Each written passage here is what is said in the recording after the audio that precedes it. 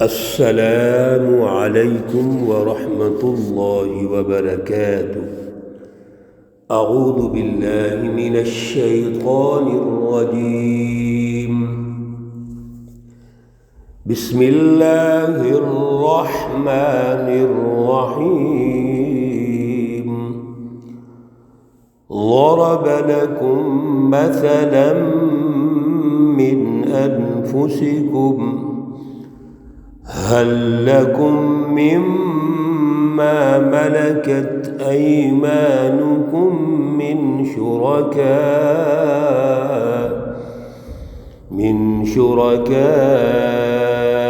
فيما رزقناكم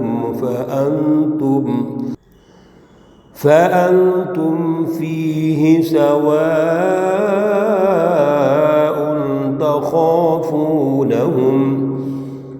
تخافونهم كخيفتكم أنفسكم كذلك نفصل الآيات لقوم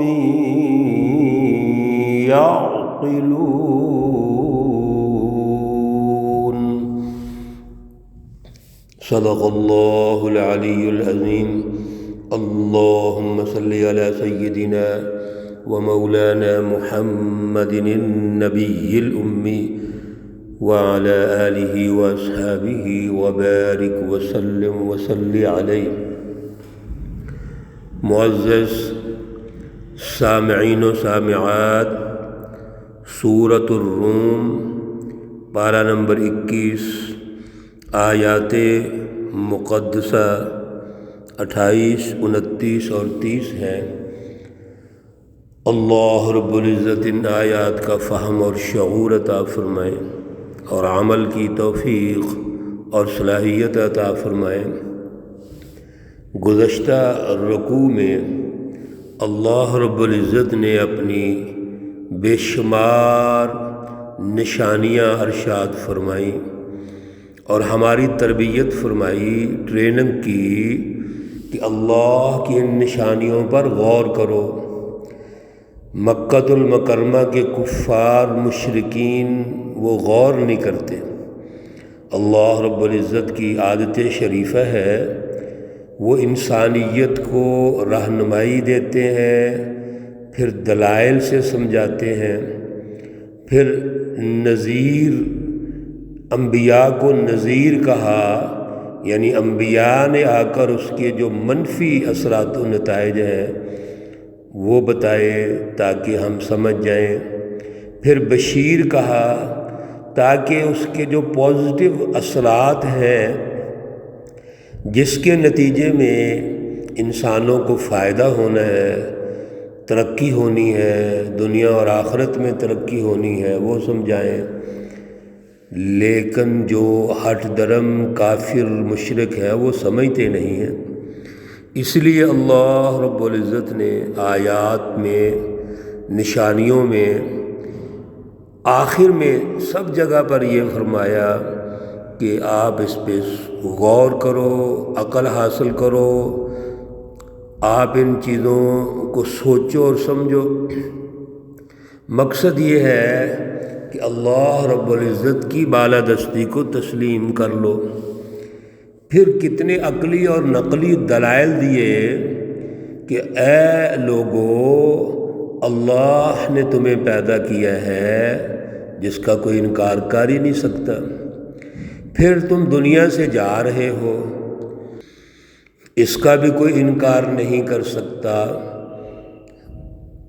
جو شخص آیا ہے وہ دنیا سے چلا گیا۔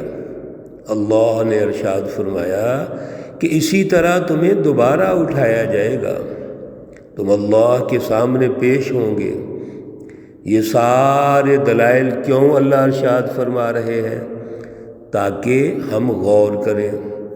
اور اللہ نے فرمایا وَهُوَ أَهْوَنُ عَلَيْهِ، یہ اللہ کے لیے بڑا آسان ہے۔ جس نے پہلی دفعہ پیدا کیا دوبارہ پیدا کرنا تو اس کے لیے زیادہ آسان ہوتا ہے۔ آج کی آیات میں بھی اللہ رب العزت کفار مکہ کو یہ بتا رہے ہیں، سمجھا رہے ہیں کہ میں ایک مثال سے آپ کو سمجھاتا ہوں، اور مثال بھی تمہارے اندر موجود ہے۔ وہ کیا ہے؟ ضرب لکم، اللہ رب العزت تمہیں بتلاتے ہیں، مثال دیتے ہیں، بیان کرتے ہیں، مثلاً ایک مثال من انفسکم جو تمہارے اندر موجود ہے، یعنی یہ کوئی مثال باہر سے ہم نہیں لا رہے۔ ایسی صورتحال نہیں ہے کہ کسی اور کی مثال پیش کی جائے، کسی اور قوم کو سامنے رکھ کر ہم بیان کریں، بلکہ تمہیں بیان کرتے ہیں۔ کیا بیان کرتے ہیں؟ حل لکم مما ملکت ایمانکم، کیا ذرا غور کرو کہ جو تمہارے داہنے ہاتھ کے، جن کے تم داہنے ہاتھ کے مالک ہو، یعنی جو تمہارا مال ہے، غلام، لونڈیاں، من شرکاء فیما رزقناکم، اگر وہ تمہارے رزق میں شریک ہو جائیں، فانتم فیہ سواء، پس تم اس میں برابر ہو جاؤ۔ جو تمہارے زیر ملکیت ہے، غلام ہے، لونڈیاں ہیں، خادم ہیں، نوکر ہیں، کیا تم اس بات کو پسند کرتے ہو کہ وہ تمہارے رزق میں تمہارے برابر ہو جائیں، شریک ہو جائیں؟ تخافونہم کخیفتکم انفسکم، تم اس صورتحال سے ڈرتے ہو، گھبراتے ہو۔ کوئی سردار، کوئی حکمران یہ کیسے پسند کرتا ہے کہ وہ اپنے جو غلام یا لونڈیاں یا زیر ملکیت لوگ ہیں، وہ اس کے رزق میں اس کے برابر مالک ہو جائیں، یعنی شریک ہو جائیں؟ اس چیز سے تم ڈرتے ہو۔ تو جب تم اس بات سے ڈرتے ہو کہ یہ لوگ تمہارے برابر نہیں ہو سکتے، حالانکہ وہ انسان ہیں، ان کی ضروریات بھی وہی ہیں جو تمہاری ضروریات ہیں، ان کے تقاضے بھی وہی ہیں جو تمہارے تقاضے ہیں، وہ بھی مخلوق ہیں، تم بھی مخلوق ہو، تم میں کوئی رب تو ہے ہی نہیں، صرف مالک ہو تم نے ان کو خریدا ہے یا وہ تمہاری خدمت کر رہے ہیں۔ اگر تم آپس میں یہ مناسب نہیں سمجھتے تو اس رب کے لیے جو رب الناس ہے، مالک الناس ہے، الہ الناس ہے، جو سب پر غالب ہے، جو خالق ہے، اور جتنی نشانیاں پچھلے رکوع میں ہم نے سنی ہے وہ اللہ کی طرف سے ہے، تو پھر اس اللہ کے ساتھ شریک ٹھہرانا یہ کوئی عقل مندی ہے؟ کذالک، اسی طرح نفصل الآیات، ہم تفصیل سے بیان کرتے ہیں نشانیاں، لقوم یعقلون، اس قوم کے لیے جو سمجھ رکھتی ہے۔ میرے عزیزو، اللہ رب العزت یہ جو عقل والی بات ہے یا غور و فکر والی بات ہے، ہر دوسرے تیسرے رکوع میں یہ ارشاد فرما رہے ہیں، اور خصوصاً جہاں دعوت کی بات ہوتی ہے یا اللہ غور و فکر کی بات کرتے ہیں تو یتفکرون، یعقلون، یسمعون، یہ ضرور ارشاد فرماتے ہیں۔ مقصد یہ ہے کہ بات سننا کافی نہیں ہوتا، بات سننے کے بعد اس سے سمجھ حاصل کرنی ضروری ہے، اس پر غور و فکر ضروری ہے۔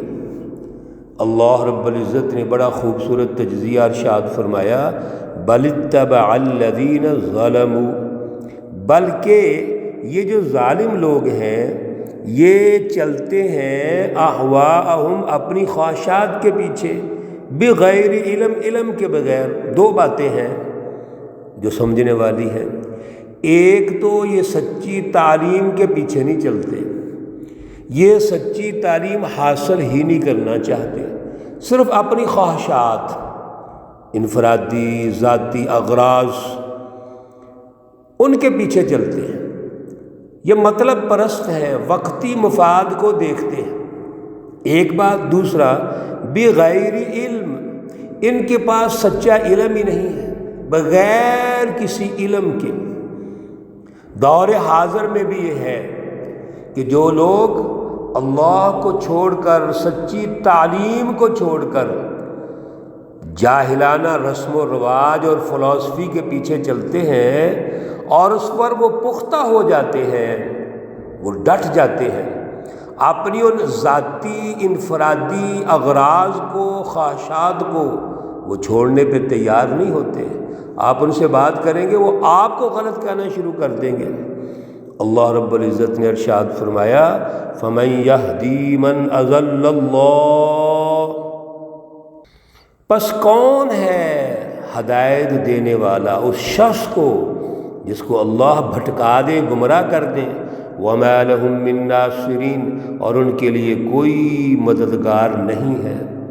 میرے عزیزو، جب اللہ کے راستے کو چھوڑ کر، سچی تعلیم، سچی تربیت، سچی فلسفی کو چھوڑ کر ہم جہالت کے راستے پہ چلیں گے تو نتیجہ کیا ہوگا؟ کوئی ہمارا مددگار نہیں ہوگا۔ فَأَقِمْ وَجْهَكَ لِلدِّينِ حَنِيفًا، بس آپ قائم رہو، قائم رکھو، سیدھا رکھو اپنا چہرہ، للدین، اس دین کے لیے، حنیفہ جو دین حنیف ہے۔ آپ اپنا چہرہ دین حنیف کی طرف سیدھا رکھو۔ دین حنیف کیا ہے؟ یکسو ہو کر اللہ کی فلسفی کو سمجھو، اللہ کی فلسفی کو اختیار کرو، اس کی رٹ کو اپنے اوپر قائم کرو، پھر معاشرے پہ قائم کرو۔ اور یہ جو مخالفین جو کچھ بھی کر رہے ہیں ان کی طرف مت دیکھو۔ فطرت اللہ التی فطر الناس علیہا، اللہ رب العزت کی فطرت وہی ہے جس پر سارے انسانوں کو پیدا کیا ہے، اور وہ کیا ہے؟ درست راستہ ہے۔ لا تبدیل لخلق اللہ، اللہ رب العزت کی جو بنائے ہوئے اصول و ضوابط ہیں وہ چینج نہیں ہوتے۔ ذالک الدین القیم، یہی سیدھا راستہ ہے، سیدھا دین ہے۔ ولیکن اکثر الناس لا یعلمون، لیکن اکثر لوگ جانتے نہیں ہیں۔ اصل چیز جو اللہ کے اصول و ضوابط ہیں وہ تبدیل نہیں ہوتے، جو اللہ نے فطرت رکھ دی ہر انسان میں وہ بھی تبدیل نہیں ہوتی۔ لہٰذا اپنی فطرت پہ رہنا ہے۔ اور فطرت کیا ہے؟ رسول اللہ صلی اللہ علیہ وسلم نے فرمایا کہ ہر انسان کی فطرت اسلام ہے۔ کوئی بھی بچہ جب پیدا ہوتا ہے تو یولد علی الفطرہ، اور اس کی فطرت اسلام ہے، فطرت سلیمہ ہے۔ بعد میں اس کا ماحول، اس کا معاشرہ، اس کا گھر اس کو یہودی بنائے گا، عیسائی بنائے گا، فرقہ پرست بنا دے گا، سرمایہ پرست بنا دے گا، لالچی بنا دے گا، انفرادیت پیدا کر دے گا۔ لیکن اصل فطرت انسان کی وہ ہے جو اللہ کے بنیادی اصول و ضوابط ہیں، وہ فطرت ہے۔ ہمیں اپنی فطرت پہ رہنا ہے، کیونکہ ذالک الدین القیم، یہ سیدھا راستہ ہے۔ میرے عزیزو، آج بھی ہم ماحول سے متاثر ہو کر برائیوں کی طرف چلے جاتے ہیں، وہ سیدھے راستے کو چھوڑ دیتے ہیں۔ لیکن ہم نے اپنی فطرت پہ رہنا ہے، اور فطرت فطرت سلیمہ ہے۔ فطرت میں وہ بنیادی اوصاف ہونے چاہیے جو اللہ کی طرف سے ہیں۔ اس لیے فرما دیا اکثر لوگ جانتے نہیں ہیں۔ اللہ رب العزت ہمیں اعلیٰ شعور اور سچا علم عطا فرمائے۔ اللہ رب العزت تمام مرحومین و مرحومات کو جنت الفردوس میں اعلیٰ مقام عطا فرمائے۔ اللہ رب العزت تمام بیماروں کو شفائے کاملہ عاجلہ مستمرہ عطا فرمائے۔ ربنا تقبل منا انك انت السميع العليم وتب علينا انك انت التواب الرحيم، وصلى الله تعالى على النبي الأمي محمد وعلى آله وأصحابه أجمعين برحمتك يا أرحم الراحمين۔ السلام عليكم ورحمة الله وبركاته۔